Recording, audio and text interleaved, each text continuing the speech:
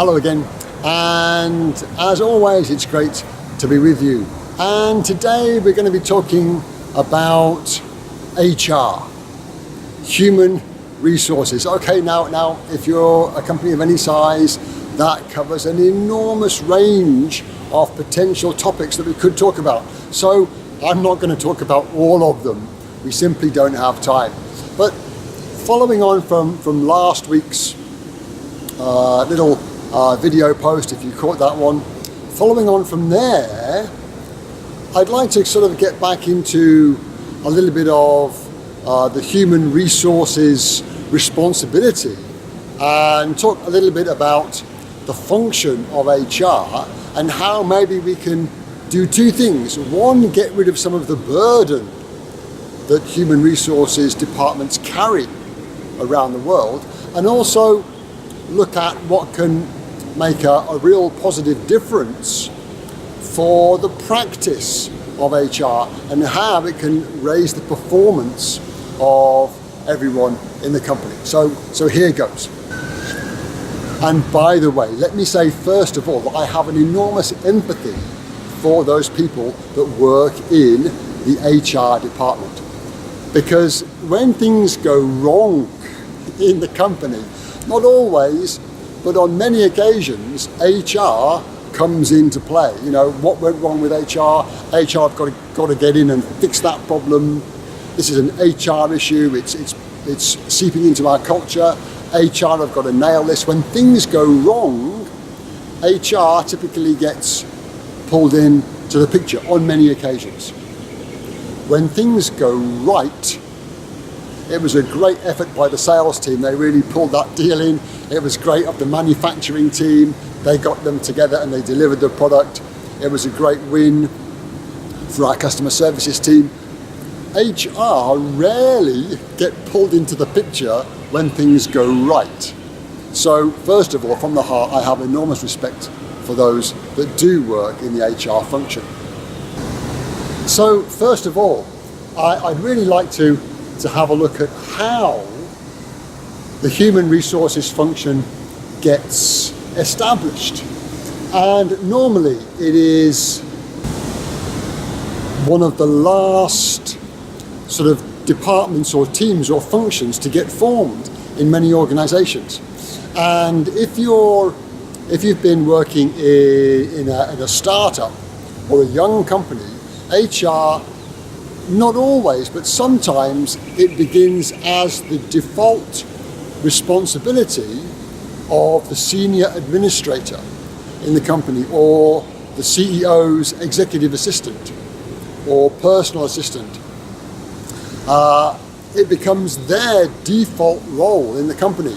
The company's growing and the CEO finally says, I need a buffer between me and the people. I've got too many things happening, keep the people away from me, and they can talk to you, my executive assistant or PA, secretary, whoever holds that role normally ends up with the function of HR. So it doesn't always happen, but often it does. There's no specific hiring that goes on to find an HR person. By the way, one great example of this was Michael Dell. And he, probably by his own admission, isn't that people friendly. Something would go wrong and he would be saying, right, cut them. That's it, fire them, and we'll part company. And that was his sort of style. And he realized that it wasn't the healthiest thing for his company. And he hired a very special lady called Barb Kreisman, who was running Motorola University at the time. By the way, Dell was 50 or thereabouts, 50, 60 people, but he knew that he wanted to grow big. And he hired Barb Kreisman from Motorola University. And that was a very, very big organization, but she came to work with Michael and she stayed with him until they got about 40,000 employees. So it made a huge difference to him. So the first lesson, I suppose, is get serious about the function of HR. So what do we do? So I guess one of my first bits of advice, number one, is first of all, remove the title of HR. Human resources. It makes us think of our precious people as resources like working capital, work in progress, inventory.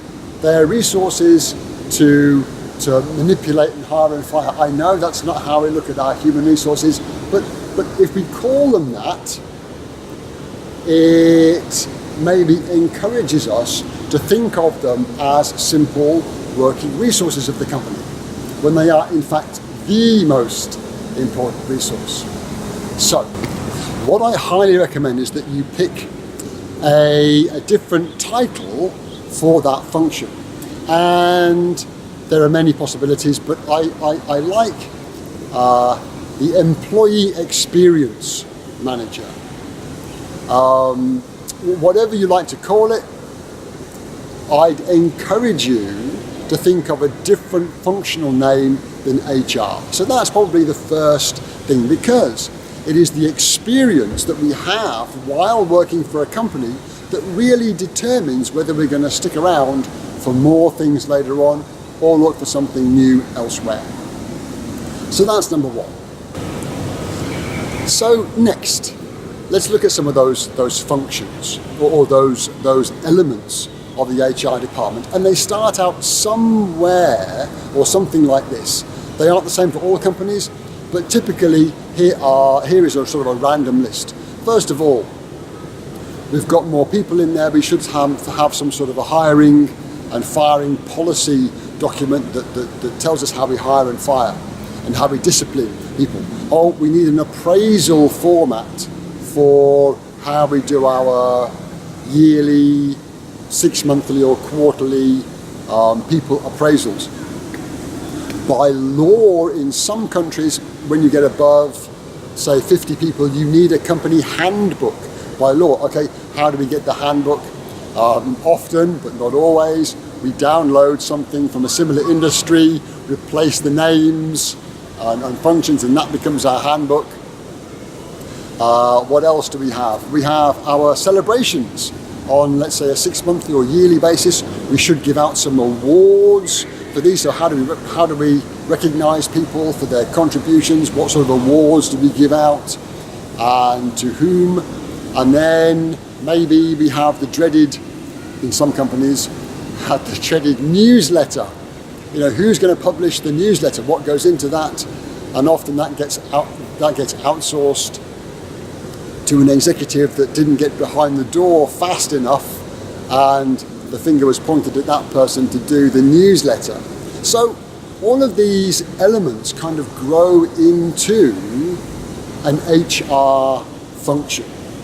So that can be, like I said before, when things go wrong, you can quite easily point to one of these elements that maybe seemed not to have served you well, but when things go right, it's very easy to ignore them. So what do? I mentioned changing the title of HR to the employee experience or something similar. But what do you do practically to help raise the performance of everyone and take some of the burden off those HR professionals? Going into each individual element is beyond the scope of what I can talk about right now in this segment. However, I've got one key foundation that you can base the other elements on, and it's simply this.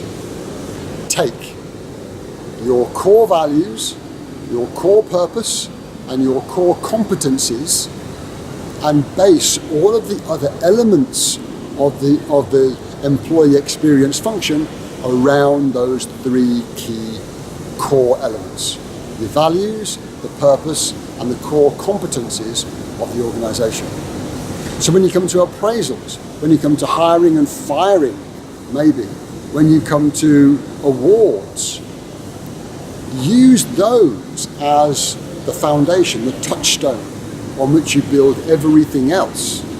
And you can take some of the burden off yourselves, because every conversation that you have, you can relate to those 3 key elements.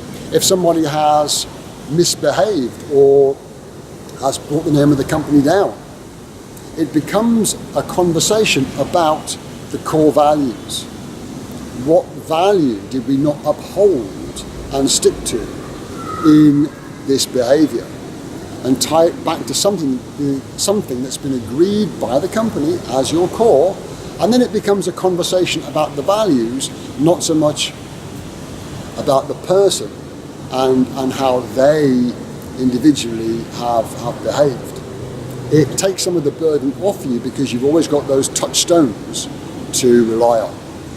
So when someone is up for promotion, how have they upheld the values? How have they developed their skills around the core competencies of the organization? How have they furthered the core purpose of the company? If they've done those things, then for sure they should be in line for some kind of recognition or reward or advancement in the company. So there are 2 key things I'd like to get over.